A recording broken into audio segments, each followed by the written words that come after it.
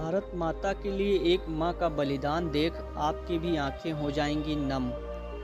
तो चलिए शुरू करते हैं। बात आज़ादी के पहले की है। कोहिमा और इम्फाल के पहाड़ी प्रदेश में 70 वर्ष की एक बुढ़िया और उसका बेटा रहते थे। उन्हीं दिनों नेताजी सुभाष चंद्र बोस ने हर घर से एक व्यक्ति की सेना में भर्ती होने की अपील की, ताकि देश को अंग्रेजी शासन से मुक्ति दिलाई जा सके। बूढ़ी माँ की इच्छा थी कि उसका बेटा भी देश के काम आए। माँ की इच्छा को जानते हुए पुत्र ने खुशी खुशी सेना में भर्ती होने की ठानी। अगले ही दिन वह युवक नेताजी की फौज में भर्ती होने के लिए रंगरूटों की पहली पंक्ति में खड़ा था। कर्नल के पूछने पर उसने अपना नाम अर्जुन सिंह तथा आयु 20 वर्ष बताई।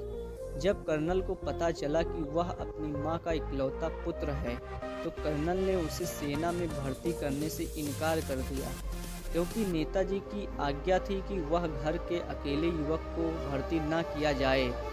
उस युवक ने कर्नल से बहुत अनुनय विनय किया कि वह उसे सेना में भर्ती कर लें, परंतु नेताजी की आज्ञा टाली नहीं जा सकती थी। निराश होकर युवक घर लौट गया। पुत्र के सेना में भर्ती न होने से मां को बहुत दुख हुआ और इस दुख में वह परलोक सिधार गई। दूसरे दिन युवक फिर रंगरूटों की पंक्ति में जाकर खड़ा हो गया। कर्नल को जब यह पता चला कि युवक को सेना में भर्ती न किए जाने पर दुख में उसकी मां यह कहकर मर गई, मैं तुम्हारी मां नहीं, मैं तो तुम्हारे मार्ग की बाधा हूँ। तुम्हारी असली माँ तो भारत माता है। तो कर्नल को बहुत दुख हुआ। उसने युवक की वीर माता को सलामी देकर श्रद्धांजलि अर्पित की और युवक को सेना में कप्तान नियुक्त कर लिया।